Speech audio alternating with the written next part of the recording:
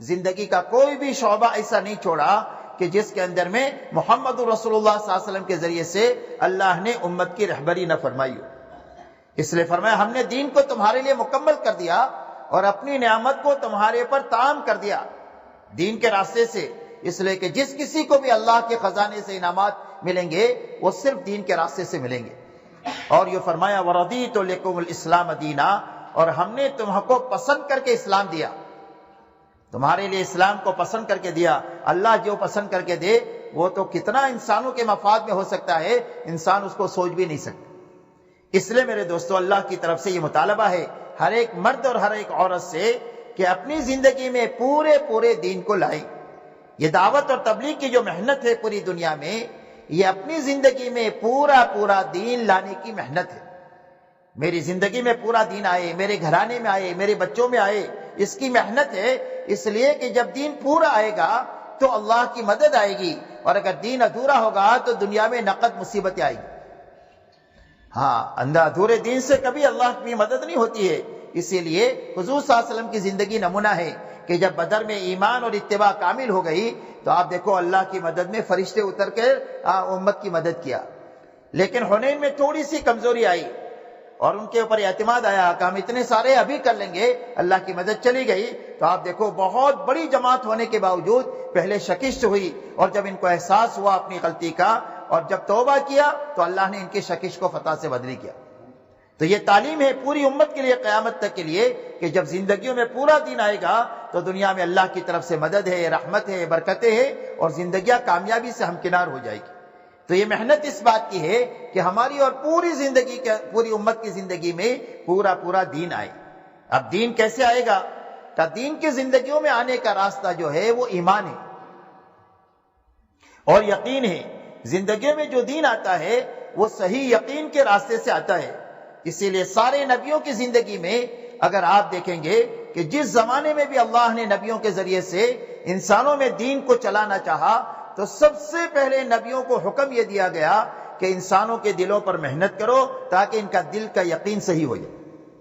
اس لیے کہ جب تک دل نہیں بنے گا جب تک آدمی کا بدن نہیں بن سکتا۔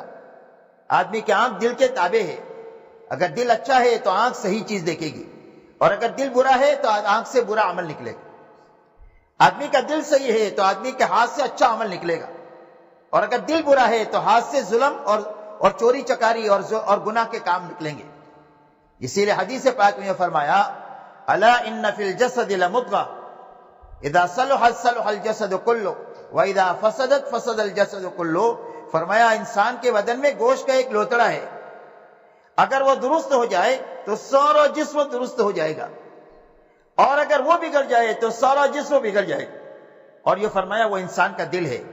اس لیے سارے نبیوں کی محنت کا میدان جو ہے انسانوں کے دماغ نہیں ہے، انسانوں کے دل ہے۔ سارے نبی دلوں پر محنت کرتے ہیں کہ انسان کا دل بن جائے، دل بن گیا تو پوری اس کی باڈی بن جائے۔ اب دل کا بننا کیا ہے؟ فرمایا دل کا بننا یہ ہے کہ سب سے پہلے دل میں اللہ کی محبت سب سے زیادہ پیدا ہو جائے۔ دل کے بننا یہ ہے کہ بچوں کی محبت بھی ہو، بیوی کی بھی ہو، شوہر کی بھی ہو، بھائی بہنوں کی بھی ہو، دکان کی بھی ہو، مال کی بھی ہو، لیکن اللہ کی محبت سب سے زیادہ ہو۔ اللہ کی محبت زیادہ ہو، بعد میں ان کی ہو۔ یہ دل کا بننا ہے۔ اگر اللہ کی محبت کم ہو گئی اور ان چیزوں کی محبت زیادہ ہو گئی تو دل بگڑ گیا۔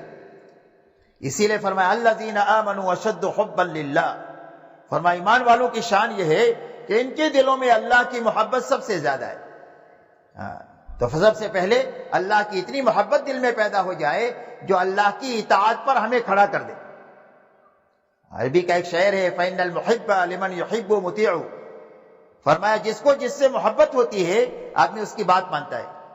بچوں سے محبت ہو تو بچوں کے جائز ناجائز سارے ڈیمانڈ آدمی پورے کر لے۔ بیوی سے محبت ہو تو بیوی کے جائز ناجائز سارے ڈیمانڈ پورے کر لے، اور شوہر سے محبت ہو تو بیوی شوہر کے سارے جائز ناجائز ڈیمانڈ پورے کر لے، اس لیے کہ جس کو جس سے محبت ہوتی ہے وہ اس کی بات مانتا ہے۔ تو فرمایا سب سے پہلے اللہ کی محبت سب سے زیادہ دل میں پیدا ہو جائے۔ بیوی سے، شوہر سے، بچوں سے، ماں باپ سے، کاروبار سے، مال سے، گھروں سے سب سے زیادہ محبت اللہ کی زیادہ، جو ہمیں اللہ کی اطاعت اور فرما برداری پر کھڑا کرتا ہے۔ دوسری بات دل کا بننا یہ ہے کہ دل کے اندر میں اللہ کا ڈر پیدا ہو جائے۔ کہ اللہ دینے والے بھی بڑے اور اللہ پکڑنے والے بھی بڑے. ان بطش ربک لشدید، فرمایا تیرے رب کی پکڑ تو بہت بڑی ہے. ان اللہ عزیز ذو انتقام، اللہ تو غالب ہے اور بڑے بدلہ لینے والے ہیں. تو اللہ کا ڈر دل میں پیدا ہو جائے، جو ڈر ہمیں گناہوں سے بچا دے. اس لیے کہ اللہ نے قرآن میں کرنے کی لائن دیا ہے اور بچنے کی لائن دیا کہ یہ کرو یہ نہ کرو.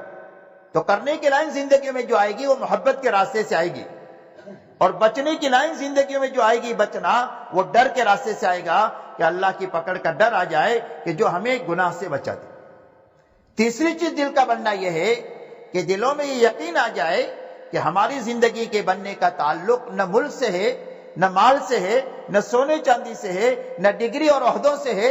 ہماری زندگی کے بننے کا تعلق ایک اللہ کی ذات کے ساتھ ہے. اللہ ہی زندگیوں کو بناتے ہیں اور اللہ ہی زندگیوں کو اجاڑتے ہیں. آج تک جس کسی کی بنائی ہے اللہ ہی نے بنائی ہے، اور اللہ آج تک جس کسی کی اجاڑی ہے اللہ ہی نے اجاڑی ہے، اور قیامت تک اللہ جس کسی کی بھی کوئی بنائیں گے وہ اللہ بنائیں گے، اور جس کسی کی بھی اجڑے گی اللہ کے اجاڑنے سے اجڑے گی. اس لیے ہمارے دلوں کا یقین یہ بنے کہ اس دنیا میں جتنے اسباب ہے اس کے ہاتھ میں زندگی کا بننا بگڑنا نہیں ہے، ایک اللہ کے ہاتھ میں زندگی کا بنانا اور بگاڑنا ہے. یہ تین باتیں دل میں پیدا ہونا یہ دل کا بننا ہے. ایک اللہ کی محبت پیدا ہو جائے، اور ایک اللہ کا ڈر پیدا ہو جائے، اور ایک اللہ کا یقین پیدا ہو جائے. اس لیے کہ جب یقین پیدا ہو جائے گا تو ہر حال میں دین پر چلے گا. اب میرے دوستو دوسری بنیادی بات یہ ہے کہ زندگی تو اللہ بنانے والے ہیں، لیکن بنانے کا ضابطہ کیا ہے کہ بھئی کس کی بنائیں گے اور کس کی زندگی اجاڑیں گے. کہ اللہ کے انداز النظام نہیں ہے کہ بھئی اس کی بنا دیا اس کی اجاڑ دیا. اس لیے کہ اللہ کی کسی کے ساتھ کوئی رشتہ داری نہیں ہے. اللہ نے فرما دیا قل هو اللہ احد اللہ الصمد لم یلد ولم یولد ولم یکن له کفوا احد. فرمائے ہمارے نبی آپ اعلان کر دیجئے کہ اللہ تو ایک ہے، یکتا ہے، اور اس کی شان کیا ہے؟ فرمایا وہ تو صمد ہے، اس کو کسی کی بھی ضرورت نہیں اور سب کو اس کی ضرورت ہے. اس کا کوئی باپ بھی نہیں ہے، اس کا کوئی بیٹا بھی نہیں ہے، اس کا کوئی ہمسر نہیں، اس کا کوئی کنبا نہیں، اس کی کسی کے ساتھ کوئی رشتہ داری نہیں. اللہ سے جو تعلق جڑے گا وہ صرف دین کے راستے سے جڑے گا اور محمد الرسول اللہ کے ذریعے سے جڑے گا. اس لیے یقین پیدا ہو جائے کہ اللہ زندگی بنائیں گے اور بنانے کا ایک ہی ضابطہ ہے اور وہ محمد الرسول اللہ ہے. سارے راستے بند ہیں اللہ تک پہنچنے کے اور جنت تک جانے کے سوائے ایک ہی راستے کے، اور وہ راستہ ہے محمد الرسول اللہ کا. اسی لیے اللہ جل شانہ نے قرآن پاک میں اعلان فرمایا قل ان کنتم تحبون اللہ فاتبعونی یحببکم اللہ ویغفر لکم ذنوبکم واللہ غفور الرحیم. اللہ جل شانہ فرماتے ہیں کہ اے ہمارے نبی جی آپ اپنی زبان مبارک سے اعلان کر دیجئے کہ اگر تم میں سے جس کسی کو بھی اللہ سے محبت کا دعویٰ ہے کہ مجھے اللہ سے محبت ہے تو اس کی دلیل یہ ہے کہ میرے پیچھے پیچھے چلو. یعنی محمد صلی اللہ علیہ وسلم کے پیچھے پیچھے چلنا یہ اللہ سے محبت کی دلیل ہے، اور آپ کے پیچھے چلے بغیر جو ہے وہ محبت کا دعویٰ یہ جھوٹا دعویٰ ہے. تو فرمایا میرے پیچھے پیچھے چلو. جب محمد صلی اللہ علیہ وسلم کے پیچھے چلیں گے تو فرمایا کہ اللہ تمہارے سے محبت کرے. جو محمد صلی اللہ علیہ وسلم کے پیچھے چلے اور جو اپنی زندگی کو محمد صلی اللہ علیہ وسلم کے سانچے میں ڈھال دے، فرمایا اللہ اس سے محبت کریں گے، اللہ اس کو اپنا محبوب بنا لیں گے. اور اگر آدمی ہے کبھی غلطی ہو جائے گی تو اللہ گناہوں کو معاف فرما دیں گے، اس لیے کہ اللہ تو بہت معاف کرنے والے ہیں. اس لیے فرمایا زندگی کے بنانے کا ایک ہی ضابطہ ہے اور وہ محمد رسول اللہ ہے. اسی لیے فرمایا جس کی زندگی محمد صلی اللہ علیہ وسلم کی سنتوں پر اور آپ کے طریقے پر آئی جائے گی، فرمایا اس کا پہلا نفع یہ ہوگا کہ نیک لوگوں کے دلوں میں اللہ اس کی محبت پیدا کر دے، اور برے لوگوں کے دلوں میں اللہ اس کا رعب پیدا کر دے. اور فرمایا اس کی روزی میں اللہ برکت دے دیں گے، اور اللہ اس سے دین میں پختگی اور مضبوطی دے دیں گے کہ دنیا کی کوئی طاقت اس کو لالچ کی بنیاد پر بھی دین سے نہیں ہٹا سکتی ہے، اور اس کو تشدد کی بنیاد پر بھی نہیں ہٹا سکتی ہے. یہ کروڑوں کے لالچ میں اپنے دین کو نہیں بیچے گا، اور یہ اگر اس کو سولی پر بھی لٹکا دیا جائے تو سولی کے خوف سے یہ دین کو چھوڑے گا نہیں. فرمایا اللہ اس کے اندر میں دین کی پختگی اتنی دیں گے سنت پر چلنے کی وجہ سے. اور فرمایا جو سنت پر چلے گا قبر میں محمد صلی اللہ علیہ وسلم کے چہرے کو دیکھ کر کے پہچان جائے گا کہ یہ تو میرے آقا محمد رسول اللہ صلی اللہ علیہ وسلم ہے، کہ جن کی قدم قدم پر میں اقتدا کیا کرتا تھا، اور جو محمد صلی اللہ علیہ وسلم کو قبر میں پہچان لے گا، قیامت کے دن محمد صلی اللہ علیہ وسلم اس کو پہچان لے گا۔ اس لیے میرے دوستو، یہ بنیادی بات ہے زندگیوں میں دین کے آنے کے لیے کہ ہمارا دل اندر سے اس یقین کے پر آئے، اور یہ محمد صلی اللہ علیہ وسلم والی زندگی ہمارے پورے جسم میں آ نہیں سکتی ہے نماز کے بغیر۔ اسی لیے اللہ نے ایمان کے بعد نماز عطا فرمائی ہے، اس بات کی مشق کرنے کے لیے کہ ہر مسلمان مرد اور عورت دن میں 5 مرتبہ اپنے تمام تر کاموں کو چھوڑ کر اللہ کے دربار میں آئے اور آ کر آنکھ کا استعمال سیکھے کہ بھئی آنکھ سے کیا دیکھنا ہے، اپنے زبان سے کیا بولنا ہے، اپنے ہاتھوں سے کیا پکڑنا ہے، اپنے پیروں کو کہاں رکھنا ہے، کہ اپنے پورے بدن کا استعمال سکھانے کے لیے اللہ دن میں 5 مرتبہ ہر مرد اور عورت کو اپنے دربار میں بلا کر کھڑا کرتے ہیں اور اپنے سامنے کھڑے کر کے کہتے ہیں کہ سب سے پہلے تو اقرار کر کہ تیری پرورش کا تعلق تیرے شوہر سے نہیں ہے، تیری نوکری سے نہیں ہے، تیرے ملک اور مال سے نہیں ہے، بلکہ تیری پرورش کا تعلق ایک اللہ کی ذات کے ساتھ ہے۔ الحمدللہ رب العالمین، یہ تمام تعریفیں اس اللہ کے لیے ہے جو تمام جہانوں کے پالنے والے ہیں۔ رکوع میں گئے تو یہی کہ سبحان ربی الاعلی، سجدے میں گئے تو یہی کہ سبحان ربی العظیم، سبحان ربی الاعلی۔ تسبیح رکوع اور سجدے میں کہ بھئی پاک ہے میرا پروردگار جو میرا پالنے والا ہے، پالنہار ہے، میری تمام ضرورتوں کو ہر حال میں پورا کرنے والا ہے، میری ضرورت کے پورا کرنے کا تعلق کسی مخلوق سے نہیں ہے، اللہ کی ذات کے ساتھ۔ فرمایا ایمان کے سیکھنے کے لیے اور اپنے بدن کا استعمال صحیح کرنے کے لیے دن میں 5 مرتبہ بلایا جاتا ہے کہ اپنی نماز کے ذریعے سے اپنی 24 گھنٹے کی زندگی کو بنا لو، جس طرح نماز میں آ کر اللہ کے حکم کے پابند ہو، اس طرح گھر میں بھی پابند اور کاروبار میں بھی پابند۔ اسی لیے فرمایا ان الصلاۃ تنہی عن الفحشاء والمنکر، فرمایا نماز آدمی کو بے حیائی اور برائی کے تمام کاموں سے روکتی رہتی ہے۔ نماز بنتی جائے گی تو زندگی صاف ستھری بنتی جائے گی۔ اسی لیے اللہ والے فرماتے ہیں کہ نماز کی مثال ایسی ہے جیسے گھر میں روشن دان ہوتا ہے یا کھڑکی ہوتی ہے، کہ گھر کا خراب دھواں باہر جو جائے گا وہ اسی روشن دان سے جائے گا، اور تازہ ہوا جو گھر میں آئے گی وہ اسی روشن دان سے آئے گی۔ فرمایا اسی زندگیوں میں جتنی برائیاں ہے، فرمایا نماز کے راستے سے نکلے گی، اور جتنی اچھائیاں زندگیوں میں اللہ کو پسند ہے وہ نماز کے راستے سے آئے گی۔ اسی لیے اللہ نے زندگیوں کے بننے کا راستہ نماز عطا فرمائی ہے۔ اسی لیے حضور صلی اللہ علیہ وسلم اور سارے نبیوں کی زندگیوں میں آپ کو بنیادی چیز جو ملے گی وہ نماز ملے گی ایمان کے بعد میں، اور ایمان نماز کی عملی شکل ہے۔ نماز جو ہے وہ اللہ کا بندہ ہونے کا اقرار ہے، اور نماز جو ہے کلمہ اور نماز یہ اللہ کی بندگی کا اظہار ہے۔ یہ اقرار کیا کہ اللہ میں تیرا بندہ ہوں، تو اس کی دلیل کیا؟ کہ اس کی دلیل یہ ہے کہ جب مجھے کاروبار سے بلایا تو کاروبار میں سے آ گیا، نیند میں سے بلایا نماز کے لیے تو نیند میں سے آ گیا۔ اس لیے فرمایا دوسری اللہ نے ایمان کے ساتھ نماز اس لیے دیا تاکہ پوری زندگی کو دے۔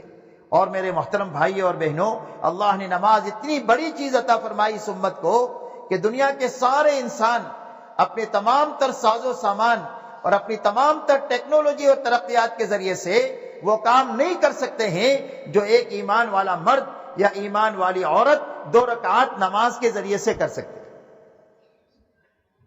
دنیا کے سارے انسان آسمان سے رکی ہوئی بارش کو اتروا نہیں سکتے اور آنے والی بارش کو رکوا نہیں سکتے۔ اللہ نے نماز میں یہ طاقت عطا فرمائی ہے۔ حضور صلی اللہ علیہ وسلم کے پاس ایک مرتبہ جمعہ کے دن صحابہ جب جمعہ کی نماز کے لیے آئے تو کہنے لگے اللہ کے رسول پانی کی کمی کی وجہ سے باغات سوکھ رہے، تو آپ نے دعا فرمائی اللہم اسقنا، اے اللہ پانی دیجئے۔ جمعہ کے بعد نماز کے لیے دعا مانگی، بارش شروع ہوئی، اتنی ہوئی کہ 1 ہفتے تک ہوتی ہی رہی، پورا مدینہ پانی کے اندر میں ڈوب گیا۔ دوسرے جمعہ کو آ کر کہا اللہ کے رسول پانی تو بہت ہو گیا، دعا کر دیجئے۔ تو آپ نے دعا کر دیا اللہم حوالینا ولا علینا، اے اللہ ہمارے یہاں سے تو نہیں، اطراف میں آپ بہائیے، تو مدینہ میں بند ہو گئی۔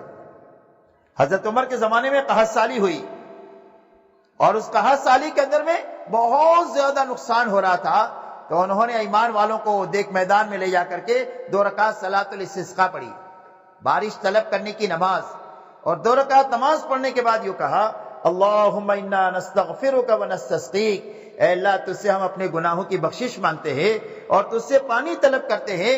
ابھی وہ بستی میں نہیں آئے ہیں کہ بادل میں سے آواز آ رہی ہے کہ اے ابو حفص، یا حضرت عمر کی کنیت ہے، تمہارے پاس اللہ کی مدد آ گئی اور بارش آ گئی اور اللہ نے چند مہینوں میں ساری قحط سالی کو دور فرما دیا۔ ایک صحابی سفر میں ہیں اور ایک ڈاکو نے پکڑ لیا، کہا قتل کروں گا تمہارا مال لوں گا، کہا 2 رکعت پڑھنے دو۔ 2 رکعت نماز پڑھی اور اس کے بعد دعا مانگی، یا ودود یا ذو العرش المجید یا فعال لما یرید اسألک بعزتک التي لا ترام وبملکک الذي لا تدام وبنورک الذي ملأ ارکان عرشک ان تکفینی عن شر هذا اللص۔ یہ دعا مانگی اللہ کے صفات کو بیان کر کے کہ اللہ اس چور سے مجھے نجات دے دیجئے۔ تو ایک گھوڑے سوار آیا اور آ کر کے اس نے نیزہ مار کر اس کو ختم کیا۔ یہ پوچھا کون ہے تو؟ فرمایا انا ملک من السماء الرابعہ، میں 4تھے آسمان کا فرشتہ ہوں۔ جب تم نے یہ دعا مانگی تو آسمانی دنیا میں آسمان کے دروازے بجنے لگے اور اللہ سے درخواست کی گئی کہ آپ کا ایک مظلوم بندہ ہے، اس کی حمایت کے لیے ہم کو بھیج دیجئے۔ مجھے اللہ نے بھیجا، اور جو بھی اللہ سے ایسی نماز پڑھ کر کے دعا مانگے گا اللہ اس کی ضرور مدد فرمائے۔ اس لیے اللہ نے نماز عطا فرمائی۔ یہ دین کا دوسرا شعبہ ہے ایمان کے بعد عبادت کا۔ جب ایمان اور نماز بنے گی تو اب معاشرت بنے گی۔ پہلے بنیاد ہوتی ہے، اس کے اوپر عمارت کھڑی ہوتی ہے۔ تو کلمہ نماز یہ بنیاد ہے۔ جب یہ 2 بنیادیں بنے گی تو اب اس کے اوپر اسلام کی عمارت کھڑی ہوگی، جس کی پہلی اینٹ معاشرت ہے۔ اس لیے کہ اللہ جل شانہ نے اپنے جیسے حقوق رکھے ہیں۔ ایمان اللہ کا حق ہے اور عبادت اللہ کا حق ہے۔ اسی لیے لا الہ الا اللہ کے معنی ہے لا معبود بحق الا اللہ۔ فرمایا عبادت کے لائق صرف ایک اللہ کی ذات ہے۔ کا ایمان اللہ پر شرک کی گنجائش نہیں، شرک کی معافی بھی نہیں۔ بڑے سے بڑے گناہ معاف ہو جائیں گے لیکن شرک کی معافی نہیں۔ فرمایا اللہ کا حق یہ ہے کہ اللہ کو ایک مانا جائے، اس کے ساتھ کسی کو شریک نہ کیا جائے۔ دوسرا اللہ کا حق یہ ہے کہ عبادت صرف ایک اللہ کے لیے کی جائے، عبادت میں کسی اور کو شریک نہ کیا جائے۔ اس کے علاوہ حقوق اللہ نے مخلوق کے رکھے، جس میں جتنے تعلقات ہیں اتنے حقوق ہیں۔ اس لیے اللہ نے دنیا کو تعلقات کی جگہ بنائی ہے۔ کیا تعلقات ہے؟ فرمایا ماں باپ ہے، بچے ہیں، بیوی ہے، شوہر ہے، بھائی ہے، بہن ہے، سیٹ ہے، نوکر ہے، گاہک ہے، دکاندار ہے، حاکم ہے، رعیت ہے۔ یہ سارے تعلقات ہیں جو دنیا میں ہیں۔ تو جتنے تعلقات ہیں اتنے حقوق ہیں۔ اور اللہ جل شانہ قربان جائے آپ کے دین پر اور محمد صلی اللہ علیہ وسلم پر کہ اللہ نے حقوق کی لائن ایسی دیا ہے کہ جو آدمی کی چاہت ہے اللہ نے دوسرے کا اس کو دین بنا دیا۔ ماں باپ کی چاہت یہ ہے کہ بچے میرے وفادار ہو، میری خدمت کرے، اور بڑھاپے میں میرے کام آئے۔ تو جو ماں باپ کی چاہت ہے اللہ نے وہ بچوں کا دین بنا دیا۔ اس کے لیے بچوں کو کیا حکم ملا کہ تمہارے ماں باپ کی خوشی میں اللہ کی خوشی ہے اور تمہاری ماں باپ کی ناراضگی میں اللہ کی ناراضگی ہے۔ فرمایا باپ جنت کا دروازہ ہے اور تیری ماں کے قدموں کے نیچے جنت ہے۔ فرمایا ان کو ڈانٹنا نہیں، ان کو اف نہیں کہنا، ان سے بھلی بات کرنا اور ان کے لیے ہر وقت میں دعا کرنا کہ اللہ تو ان کے اوپر رحم فرما جیسے بچپن میں رحم۔ تو ماں باپ کی جو چاہت ہے وہ کس کا دین بنایا؟ بچوں کا دین، کہ تمہارے جنت میں جانے کا راستہ وہ ہے کہ تمہاری ماں کی جو چاہت ہے وہ کرو۔ اور بچوں کی چاہت یہ ہے کہ بچے اس وقت میں ناسمجھ ہے، اچھے برے کی تمیز نہیں ہے، تو بچوں کی چاہت یہ ہے کہ کوئی ان کی سرپرستی کرے، کوئی ان کی دیکھ بھال کرے، کوئی ان کی روزی روٹی کا انتظام کرے، کوئی تعلیم تربیت کا انتظام کرے۔ تو اللہ نے یہ ذمہ داری ماں باپ کو دیا۔ اس لیے بچوں کے حق ماں باپ کے ذمہ یہ ہے کہ بچہ پیدا ہو جائے تو پہلے اس کا اسلامی نام رکھے۔ اور بچے کی تربیت کا مسئلہ یہ ہے کہ اس بچے کے قرار پانے کے زمانے سے لے کر کے پیدائش تک اس کے پیٹ میں حرام لقمہ نہ جائے۔ جب حرام لقمہ نہیں جائے گا تو یہ بچہ جو ہے وہ نیک پیدا ہو۔ کئی بچے کی نگرانی یہاں سے شروع ہوگی پہلے سے۔ لہذا پیدا ہو گیا تو اب اس کا اسلامی نام رکھا جائے۔ اسلامی نام رکھا، بولنا شروع کیا تو فرمایا سب سے پہلے اللہ کا نام سکھاؤ۔ یہ بچے کا حق ہے ماں باپ کے اوپر۔ پھر اس کے بعد ذرا سا ہو گیا پڑھنے کے لائق تو فرمایا اب اس کو استاد کے پاس میں بٹھا کر کے قرآن اور حدیث کی تعلیم دو۔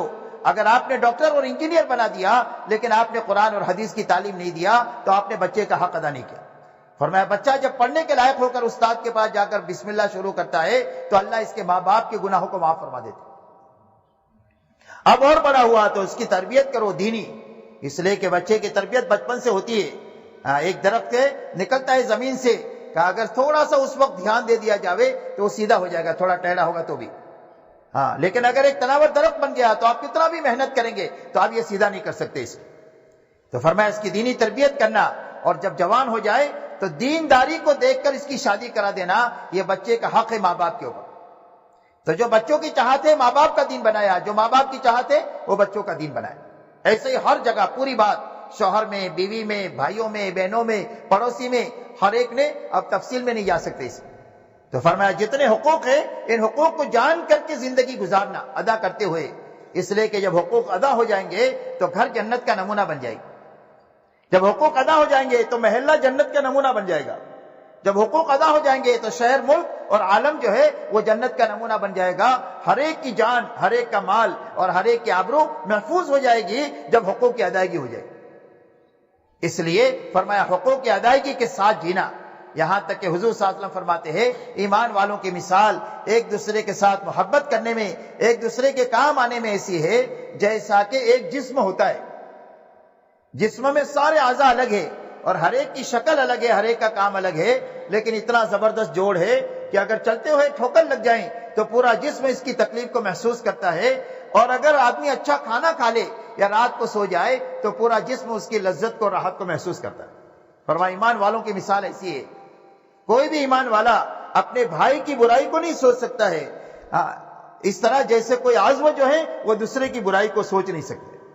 اس لیے میرے محترم بھائیوں اور بہنوں، یہ بنیاد ہے دین کی کہ حقوق کی ادائیگی کے ساتھ جینا، اسی کی طرح اپنی زندگی میں حلال حرام کی تمیز کے ساتھ جینا. اس لیے کہ کھانے کا اثر جیسا ہوتا ہے اچھے برے کا، ایسے حلال اور حرام کا اثر ہوتا ہے. اچھا کھانا کھائیں تو آدمی کو خوشی محسوس ہوگی، طاقت بنے گی، اور سڑا ہوا کھانا 2-4 دن کا اگر کھا لے تو آدمی کی پوری باڈی ڈسٹرب ہو جائے گی. کہتے ہیں نا فوڈ پوائزن ہو گیا. تو ایسا ہی حرام کھانا پیٹ میں اندر میں جائے گا تو اپنا اثر کیے بغیر نہیں چھوڑ سکتا. اس سے حلال اور حرام کی تاثیر ہے.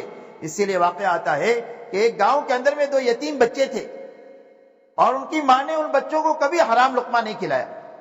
تو جب نماز کا وقت ہوئے تو دونوں یتیم بچے مسجد کے دروازے پر آ کر بیٹھ جاوے، اور جب نمازی مسجد میں جاوے تو دائیں جوتوں کی لائن لگاوے، بارے لگاوے کہ دائیں طرف والے جنتی ہیں، بائیں طرف والے جو ہے وہ جہنمی. تو سارے پریشان ہو گئے، سمجھاوے تو سمجھے نہیں.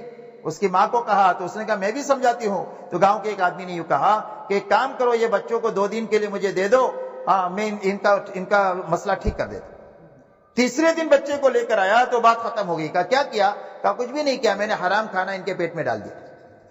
اس سے کہ حلال اور حرام کی تاثیر ہے، زبردست تاثیر. ایک اللہ والے فرماتے ہیں کہ میری دعوت کیا ایک نیک آدمی نے، لکڑہارے نے چند لقمے مجھے کھلائے اور وہ پینے کھانے کے بعد کئی دنوں تک مجھے تہجد پڑھنے کا مزہ آیا. اور ایک برے آدمی کے ہاں میرا کھانا ہوا، وہ کھانے کے بعد کئی دنوں تک میرے اندر برائی کا جذبہ پیدا ہوا. اس لیے اپنی زندگیوں کو حلال اور حرام کی رعایت پر لانا، کہ چاہے تھوڑا ہو لیکن حلال کا ہو. دنیا میں ہم خواہشات پوری کرنے کے لیے نہیں آئے، ضرورت کے پورا کرنے کے لیے آئے ہیں، اور ضرورت کی حد ہے، خواہش کی کوئی حد نہیں. جب خواہش پر آدمی چلا جاتا ہے تو پھر حلال سے نکل کر حرام میں چلا جاتا ہے. اس لیے اپنی زندگیوں کو اس پر لانا. جب یہ بنیادیں صحیح ہوگی تو اب زندگیوں میں اخلاق کے پھل لگیں گے. درخت پھل سب سے آخر میں آتے ہیں. جب ایمان بنے گا، نماز بنے گی، معاشرت میں پاکیزگی ہوگی، کھانے کمانے میں حلال حرام کی تمیز ہوگی، اب زندگیوں میں اخلاق آئیں گے. اور اخلاق زندگیوں میں جب آئیں گے تو ساری دنیا اسلام کی طرف ایسا دوڑ کر آئے گی جس طرح بھوکا کھانے کی طرف دوڑ کر کے آتا ہے اور پیاسا پانی کی طرف دوڑ کر آتا ہے، اور دنیا کی کوئی طاقت بھوکے کو اور پیاسے کو نہیں روک سکتی ہے، اس طرح انسانیت کو اسلام کی طرف آنے سے کوئی روک نہیں سکتی. میرے دوستو، یہ اسی وقت میں ہوگا جب ہماری اور پوری امت کی زندگی میں وہ اخلاقی زندگی وہ ہو جو محمد صلی اللہ علیہ وسلم لے کر کے آئے. اس لیے آپ یہ فرماتے ہیں کہ اکثر لوگ جو جنت میں جائیں گے وہ تقوی کی وجہ سے جائیں گے اور اچھے اخلاق کی وجہ سے جائیں گے. اور آپ نے اخلاق کا خلاصہ 4 باتوں میں بیان فرمایا جو تمہارے ساتھ برائی کرے اس کے ساتھ بھلائی کرو، جو تمہارے ساتھ رشتہ داری کو توڑے اس کے ساتھ رشتہ داری کو جوڑو، جو تمہارے پر ظلم و زیادتی کرے اس کو معاف کرو، اور جو تم کو کبھی چائے پانی کا نہ پوچھے اس کو کھلاؤ پلاؤ. آپ کی پوری زندگی آپ کو اسی کا نمونہ ملے گی. آپ نے اپنی زندگی میں کسی سے بدلہ نہیں لیا، آپ مکہ میں جب 8 ہجری میں داخل ہوئے ہیں تو مکہ میں وہ لوگ موجود ہیں جنہوں نے آپ کے راستے میں کانٹے بچھائے تھے، آپ کے اوپر اونٹ کی اوٹ ڈالی تھی، آپ کی بیٹی حضرت زینب کو نیزہ مارا تھا، یہ سارے لوگ موجود تھے، لیکن آپ نے کسی سے بدلہ نہیں لیا۔ آپ نے فرمایا میں تمہارے ساتھ وہ معاملہ کروں گا جو میرے بھائی یوسف نے اپنے بھائیوں کے ساتھ کیا تھا۔ جن بھائیوں نے کنویں میں ڈالا تھا حضرت یوسف علیہ السلام کو اور بازار میں بیچے گئے اور جیل کی سزا کاٹنے پڑی، جب یہ بھوکے ننگے آئے ہیں تو آپ نے یہ فرمایا لا تثریب علیکم اليوم، کوئی تمہارے پر لعن طعن نہیں، جاؤ اللہ تمہیں معاف کرے، ہم نے تمہیں معاف کر دیا۔ مکہ والوں کو آپ نے فرمایا جاؤ سارے تم آزاد ہو۔ یہ کہتے ہیں کہ ہمیں ایسا لگ رہا تھا کہ ہم اپنی قبروں سے اٹھے اور ہمیں نئی زندگی ملی۔ تو محمد صلی اللہ علیہ وسلم یہ زندگی لے کر آئے اور آپ نے اپنی زندگی میں کبھی کسی سے کوئی چیز نہیں چاہی۔ آپ نے اعلان کر دیا ما اسألکم علیہ من اجر، کہ تم سے ہم کچھ بھی نہیں چاہتے، ہم تو اللہ سے لیں گے، اس لیے ہم کسی کے ساتھ بھلائی کریں گے تو کیا کہیں گے؟ فرمایا ہم کو کسی سے کچھ نہیں لینا ہے، ہم تو صرف اللہ کو چاہتے ہیں اور آخرت کو چاہتے ہیں۔ میرے دوستو، اللہ کی طرف سے ہر ایمان والے مرد سے اور ہر ایمان والی عورت سے اس زندگی کا مطالبہ ہے، اور قبر میں اس زندگی کو دیکھا جائے گا، اور قیامت کے دن محمد صلی اللہ علیہ وسلم کی زندگی ایک طرف ہوگی، ہر ایک کی زندگی کو ان سے ملایا جائے گا۔ جس کی زندگی محمد صلی اللہ علیہ وسلم کی زندگی سے میل کھائے گی اس کا بھاؤ ملے گا، اور جس کی زندگی محمد صلی اللہ علیہ وسلم کی زندگی سے ہٹی ہوئی ہوگی وہ زندگی آدمی کے منہ پر مار دی جائے گی۔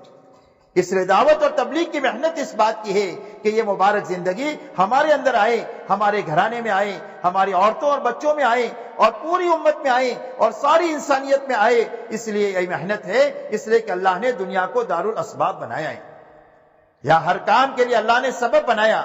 آپ کو روزی چاہیے تو محنت کرو، آپ کو پھل چاہے تو کھیتی کرو، اولاد چاہے تو شادی کرو، ایسا ہی یہ زندگی چاہیے تو اس زندگی کے لیے محنت کرو۔ اب اس کے لیے کیا محنت ہے؟ کہ اس کے لیے محنت جو ہے یہ دعوت کی مبارک محنت ہے کہ ہر ایک مرد اور ہر ایک عورت اس بات کی محنت کرے کہ یہ زندگی میرے اندر میں آئے اور پوری امت کے اندر میں یہ زندگی آئے۔ اسی لیے حضور صلی اللہ علیہ وسلم نے پوری امت کو اس زندگی پر کھڑا کیا، اور اس کو حاصل کرنے کے لیے اور پوری دنیا میں پھیلانے کے لیے آپ نے ان کو محنت پر کھڑا کیا۔ مرد بھی محنت پر تھے، عورتیں بھی محنت پر تھی، جوان بھی محنت پر تھے، بوڑھے بھی محنت پر تھے، اور محنت کے معنی یہ ہے کہ ہر ایک مرد اور عورت اپنی جان مال کے لگانے کی ترتیب صحیح کر دے۔ محنت کے کیا معنی؟ محنت کے معنی یہ ہے کہ جان مال ہم وہاں لگائیں جہاں لگانے کے لیے محمد صلی اللہ علیہ وسلم نے فرمایا کہ لگانے کے لیے بتلایا ہے۔ اس لیے آپ نے اس امت کی جان مال کے لگانے کی جو ترتیب قائم کیا تھا کہ ہر ایک ایمان والے کی جان مال ایک تو اللہ کے کلمے کو سیکھنے پر لگے اور اس کو پھیلانے پر لگے۔ کلمے کو سیکھے اور کلمے کو پھیلائے، اس پر اپنی جان مال لگائے، اپنی جان مال کو اللہ کی عبادت پر لگائیں، نماز پر لگائیں، روزے پر لگائیں، زکوٰۃ پر لگائیں، حج پر لگائیں۔ یہ سارے احکام جان مال ہی کی طرف متوجہ ہوتے ہیں، اور اپنی جان مال کو مخلوق خدا کی خدمت پر لگائیں، یتیموں پر، بیواؤں پر، مسکینوں پر، فقراء پر، محتاجوں پر، بیماروں پر، مدیونین کے اوپر۔ فرمایا جو جس لائن کا حاجت مند ہے اس پر اپنی جان مال لگا کر کے ان کے ساتھ اخلاق کا معاملہ کرنا، اور بھئی اپنی ضرورت بھی ہے ان ضرورتوں میں بھی بقدر ضرورت لگانا، اسراف سے بچتے ہوئے لگانا۔ اس لیے کہ اسراف کی تو کوئی حد نہیں ہے۔ اسراف کی مثال کہتے آگ کی ہے۔ آگ میں کتنا بھی لکڑی آپ ڈالیں گے وہ سب کو جلا جائے گی، اس کا پیٹ ہی نہیں بھرے گا۔ آپ کے پورے ملک کی لکڑی ڈالو تو سب کو جلا دے گے، بولے اور لاؤ۔ ہندوستان کی لکڑی ڈالو سب کو جلا دے گی، بولے اور لاؤ۔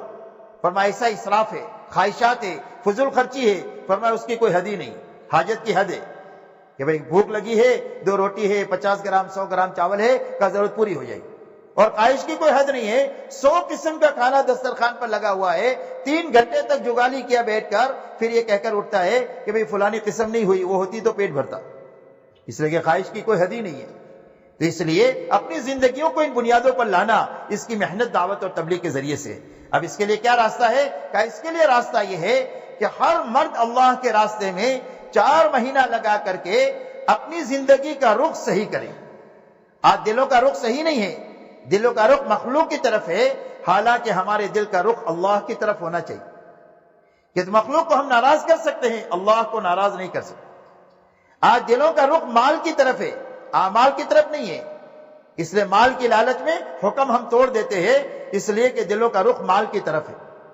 آج ہمارے دلوں کا رخ دنیا کی طرف ہے کہ دنیا کے فائدے کے لیے ہم آخرت کا نقصان کر دیتے ہیں، حالانکہ دلوں کا رخ آخرت کی طرف ہونا چاہیے۔ اس لیے ہمارے دلوں کا رخ اللہ کی طرف ہو جائے، حکموں کی طرف ہو جائے اور آخرت کی طرف ہو جائے، اور ہمارا فکر دعوت کا بن جائے۔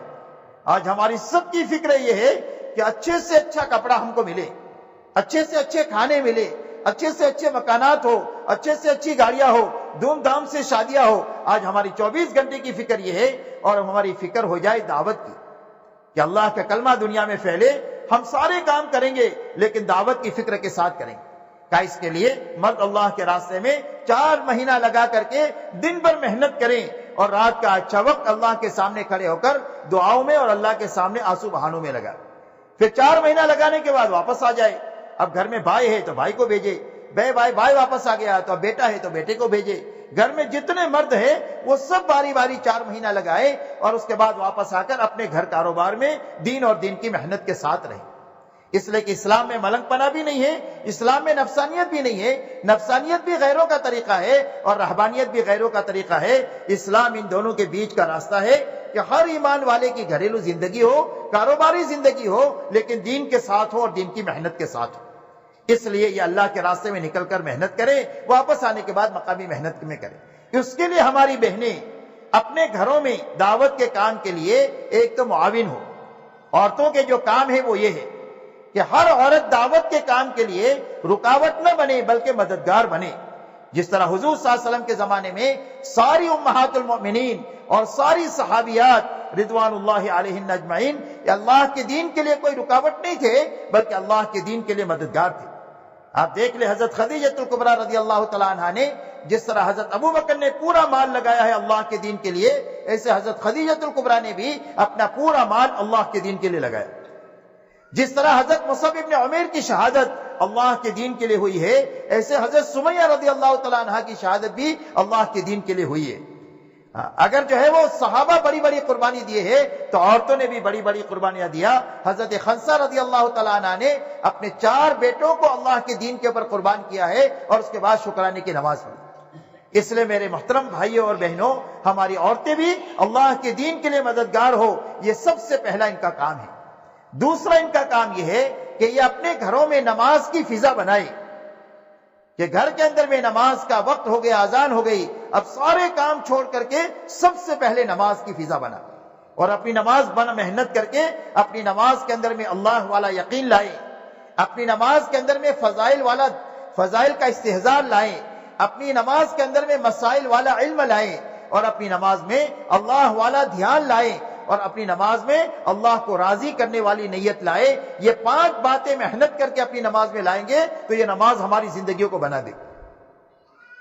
اسی کے ساتھ میں اپنے گھر میں 7 سال کی بچی اور بچے سے لے کر 100 سال تک گھر میں جتنے ہیں وہ سارے نمازی ہو، ایسی نماز کی گھر کے اندر میں فضا بنانا۔ ہمارا گھر صرف ہوٹل نہیں ہونا چاہیے، اور ہمارا گھر صرف گیسٹ ہاؤس نہیں ہونا چاہیے یا ریسٹورنٹ نہیں ہونا چاہیے کہ کھائے نکل گئے اور سوئے نکل گئے، بلکہ ہمارے گھر میں دعوت کی فضا ہو، ہمارے گھر میں عبادت کی فضا ہو کہ سارے نمازی ہو۔ مرد مسجدوں میں نماز پڑھیں اور عورتیں اور بچیاں اپنے گھر کے اندر میں نماز پڑھیں، اور اسی کے ساتھ میں اپنے گھر میں مدرسہ ہو۔ ہمارا گھر درسگاہ ہونا چاہیے دین کے سیکھنے کے لیے۔ حضور صلی اللہ علیہ وسلم کے زمانے میں مرد اللہ کے راستے میں جا کر مسجد میں جا کر دین کو سیکھ کر آتے تھے اور اپنے گھر میں عورتوں اور بچوں کو سکھا دیتے تھے۔ اس لیے ہمارے گھر میں تعلیم کا حلقہ ہو جس میں فضائل کی تعلیم ہو، جتنا بشاشت ہو، 2 منٹ 4 منٹ 5 منٹ 15 منٹ آدھے گھنٹے تک اس کو لے کر کے جانا ہے۔ فضائل کی تعلیم کے ساتھ میں 6 نمبر کا مذاکرہ بھی ہو، اور مسائل اپنے مردوں کے ذریعے سے پوچھ کر کے اپنی پوری زندگی کو علم کی روشنی میں گزارے۔ یہ علم کے ساتھ زندگی گزارنا، اس لیے اپنے گھر میں دین کے سیکھنے اور سکھانے کا بھی ماحول ہو، اور اسی کے ساتھ میں قرآن پاک کی تلاوت کا اور تسبیحات کا روز ہمارے گھر میں جتنی عورتیں اور مرد ہیں وہ سارے قرآن پاک کی تلاوت کریں، اور جو پڑھے ہوئے نہیں ہیں وہ قرآن پاک کو سیکھیں۔ آج ہمارے ذہنوں میں یہ ہے کہ بچے سیکھیں گے، آج ہمارے ذہنوں میں یہ ہے کہ بچوں کی عمر تو 6 سال ہے تو یہ سیکھے، ہم تو بڑے ہو گئے کیسے سیکھے؟ حالانکہ حضور صلی اللہ علیہ وسلم کے زمانے میں سارے مردوں اور عورتوں نے جو قرآن کو دین کو سیکھا ہے وہ بڑی عمروں میں سیکھا ہے۔ تو جو پڑھے ہوئے ہیں وہ تلاوت کریں، جو پڑھے ہوئے نہیں ہیں وہ قرآن پاک سیکھنا شروع کریں۔ سیکھ لیے تو کام ہو گیا، اور سیکھتے سیکھتے مر گئے تو اللہ پڑھنے والوں کے ساتھ اٹھائیں گے۔ تو یہ قرآن پاک کی تلاوت ہے، ہدایت کی نیت سے صبح شام کی تسبیحات ہے، تیسرا کلمہ ہے، درود شریف ہے، استغفار ہے، باوضو ہو کر قبلہ رخ بیٹھ کر اس دھیان کے ساتھ کہ اللہ مجھے دیکھ بھی رہے ہیں اور اللہ مجھے سن رہے ہیں، گھر کے ہر چھوٹے بڑے ان تسبیحات کے ساتھ میں صبح شام جو ہے وہ اپنے اوقات کو گزارے۔ اسی کے ساتھ ہر وقت میں اپنے گھر میں سنت کا ماحول بنانا۔ بہت سارے کام ہیں کہ جس کو عادتاً ہم کرتے ہیں، وہ کھانا کھاتے ہیں، سوتے ہیں، نہاتے ہیں، کپڑے بدلتے ہیں، اپنی ضرورت کے لیے باتھ روم جاتے ہیں، یہ سارے کام عادتاً ہم بھی کرتے ہیں اور ہمارے گھر کے بچے بھی کرتے ہیں۔ تو جو چیز عادت ہے اس کو عبادت بنانے کا راستہ یہ ہے کہ اس میں سنت طریقہ لانا، اپنے گھروں میں سنت کا ماحول بنانا کہ کھائیں گے تو سنت کے مطابق، سوئیں گے تو سنت کے مطابق، کپڑا بدلیں گے تو سنت کے مطابق، گھر میں داخل ہوں گے تو سنت کے مطابق، نکلیں گے تو سنت کے مطابق، تاکہ ہمارے گھر میں سنت کا ماحول ہو۔ جب سنت کا ماحول ہوگا تو غلط زندگیاں ہمارے گھروں میں نہیں آئی۔ جب نور ہوتا ہے تو ظلمت نہیں آتی، جب نور نہیں ہوتا ہے تو ظلمت ہوتی ہے۔ اس لیے ظلمت اور اندھیرا کس کا نام ہے؟ کہ روشنی کے نہ ہونے کا نام اندھیرا ہے۔ اس لیے اپنے گھروں میں سنت کا ماحول بنانا اور اپنے بچوں کی بہت نگرانی کرنا اور محبت اور پیار سے بچپن سے ان کی دینی تربیت کرنا۔ بچپن میں جو باتیں دل و دماغ میں بٹھائی جاتی ہے وہ بڑا ہونے کے بعد کام آتی ہے۔ آپ دیکھ لو جتنے اولیاء اللہ بنے ہیں ان اولیاء اللہ کے بننے میں سب سے پہلا ہاتھ ان کے ماؤں کا ہے، اس لیے کہ ماں کی گود میں ہی بچے پرورش پاتے ہیں۔ اسی لیے ماں جو ہے وہ بچوں کے لیے سب سے پہلا مدرسہ ہے۔ تو بچوں کی تربیت بچپن سے دینی کرنا، ان کا نگرانی کرنا، کوئی بات غلط سیکھ کر نہ آئے، زبان سے بولے تو فوراً پیار سے اس کو مولڈ کر دینا اور اس کو صحیح چیز کی طرف کر دینا۔ تو بچوں کی دینی تربیت ہے اور اپنے گھروں میں سادگی ہے اور حیا کے ساتھ رہنا، اس لیے کہ سادگی اور حیا یہ محمد صلی اللہ علیہ وسلم کی معاشرت کی بنیاد ہے، اور بے حیائی اور فضول خرچی جو ہے یہ اللہ کے دشمنوں کی جو ہے وہ معاشرت کی بنیاد ہے۔ دنیا میں جتنا بگاڑ ہے اس کی دو ہی بنیادیں ہیں، بے حیائی ہے اور فضول خرچی ہے، اور خیر کے آنے کی یہی دو بنیادیں ہیں کہ سادگی آئے اور حیا آئے تو دنیا کے اندر میں خیر جو ہے وہ پھیل جائے۔ اس لیے اپنی زندگیوں کو آہستہ آہستہ سادگی کے پر لانا، اس لیے کہ سادگی ہوگی تو حلال کمائی کافی ہو جائے گی، اور سادگی نہیں ہوگی تو پھر آدمی کو حلال سے نکل کر حرام میں ہاتھ ڈالنا پڑے گا۔ اس لیے یہ بنیادیں ہمارے گھروں میں ہوگی تو ہمارا گھر جنت کا نمونہ بنے گا۔ اس لیے یہ اعمال اپنے گھروں میں مستورات کو کرنے ہیں۔ اسی کے ساتھ میں ہفتہ واری جو ہماری اجتماعی تعلیم ہوتی ہے اس تعلیم میں پابندی کے ساتھ بہنوں کا جانا، ہفتے میں ایک مرتبہ، گھر کی تعلیم روزانہ ہے اور ہفتے کی تعلیم ایک مرتبہ ہے۔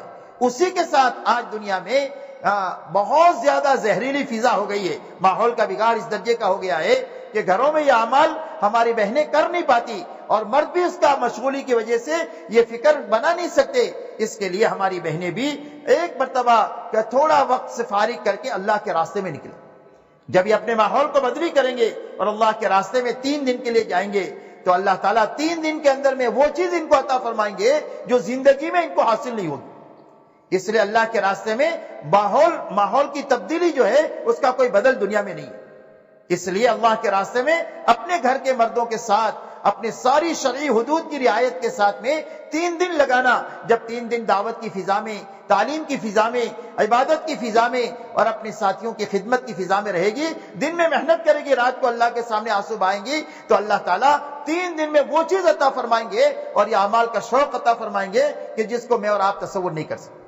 اس لیے 3 دن نکلنا، اور جو بہنیں 3 دن لگائے ہیں پھر اس کے بعد 10 دن من لگائے، 10 دن کے بعد میں کچھ بہنیں ایسی بھی ہوں کہ جو 40 دن لگائے، تاکہ ہر محلے میں ایسی بہنیں ہونا چاہیے اور ہر ملک میں ایسی بہنیں ہونا چاہیے کہ جو مقامی دین کے تقاضے ہو، جو مستورات سے متعلق ہو، یہ سمجھداری کے ساتھ پورے کر لیں، اور باہر سے بھی کوئی قومیں آئیں، باہر سے جماعتیں آئیں تو ان کی تعلیم اور تربیت کا انتظام کر سکے۔ تو ایسا مجمع بنانا ضروری ہے اور وہ اسی راستے سے بن سکتا ہے۔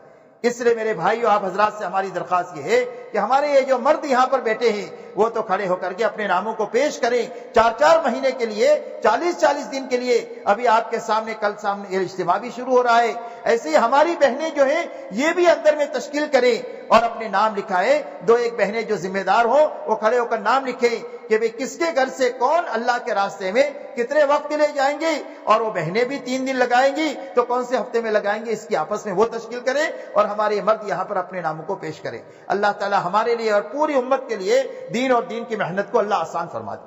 اب ہمت سے اپنے آپ کو پیش کریں، 4 مہینے کے لیے کون اللہ کے راستے میں جانے کے لیے تیار ہے۔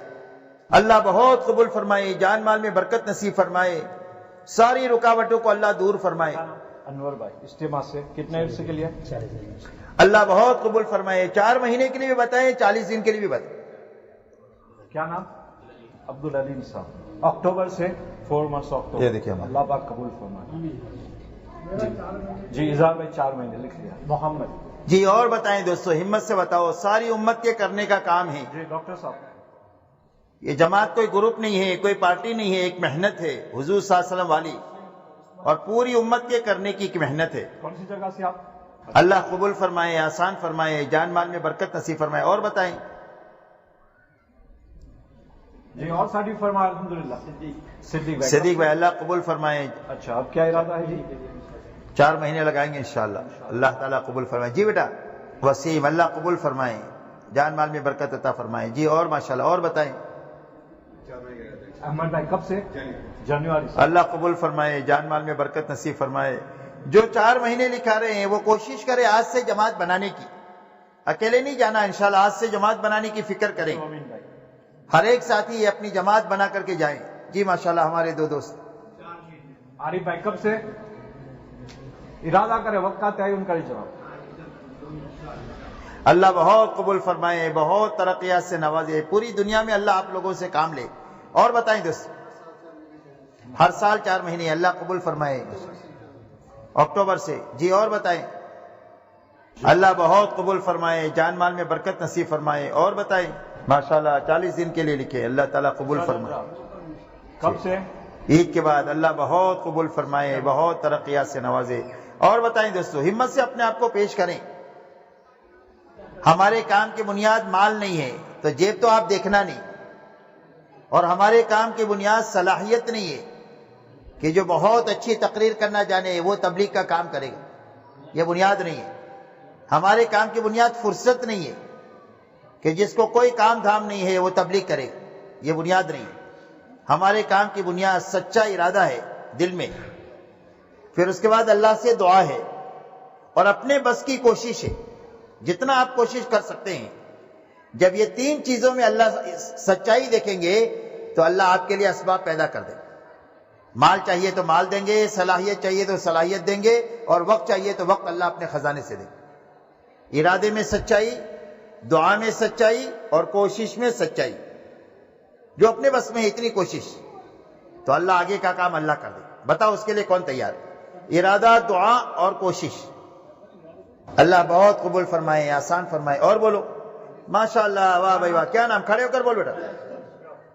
اشرف بھائی. اللہ بہت قبول فرمائے, جان مال میں برکت نصیب فرمائے. اللہ اس جوان کو پورے عالم کے لیے قبول فرمائے. اور بولو دوست. جی بتائیں بھائی. ٹھیک ہے انشاءاللہ. اس کے علاوہ ہماری بہنیں بھی جو ہے یہ 2 دن اجتماع کے لیے, ایک تو اپنے مردوں کو بھیجے, اور اس کے علاوہ اپنے گھروں کے اندر میں دعاؤں کا اہتمام کریں اور روزہ بھی رکھیں, تاکہ اللہ تعالیٰ اس اجتماع میں کامیابی عطا فرمائے, اور ہماری بہنیں دعا کے راستے سے اس اجتماع کے اندر میں شریک ہو. درود شریف پڑھ لیں. اللہم صلی علی سیدنا مولانا محمد وعلی آل سیدنا مولانا محمد مبارک وسلم. ربنا ظلمنا انفسنا وان لم تغفر لنا وترحمنا لنكونن من الخاسرین. ربنا لا تزغ قلوبنا بعد إذ هديتنا وهب لنا من لدنك رحمة إنك أنت الوهاب. ربنا آتنا في الدنيا حسنة وفي الآخرة حسنة وقنا عذاب النار. اللهم اهدنا واهد بنا واجعلنا سببا لمن اهتدى. اللهم اهد الناس جميعا. اے اللہ ہماری خطاؤں کو معاف فرما, لغزشوں سے درگزر فرما. اے اللہ پوری امت کی طرف سے معافی مانگتے ہیں. اے اللہ پوری امت کو معاف فرما دے. اے اللہ ہمارے جمع ہونے کو قبول فرما. اے اللہ ہمارے مردوں کو, عورتوں کو, بچوں کو, جوانوں کو, اور ہماری قیامت تک کے آنے والی نسلوں کو دین اور دین کی محنت کے لیے قبول فرما. اے اللہ جنہوں نے سنا کہا سب کو قبول فرما. اے اللہ پوری امت میں پورے دین کو زندہ ہونے کا ہماری اس مجلس کو ذریعہ فرما. اے اللہ جتنے اجتماعات ہو چکے انہیں قبول فرما, اور جتنے ہونے والے ہیں صفات قبولیت سے آراستہ فرما. اے اللہ امت کی پریشانیوں کو دور فرما, بیماروں کو شفا نصیب فرما, مقروضین کے قرضوں کے ادائیگی غیب سے شکلیں اور صورتیں پیدا فرما, بے روزگاروں کو حلال روزی عطا فرما, بے نکاح لڑکے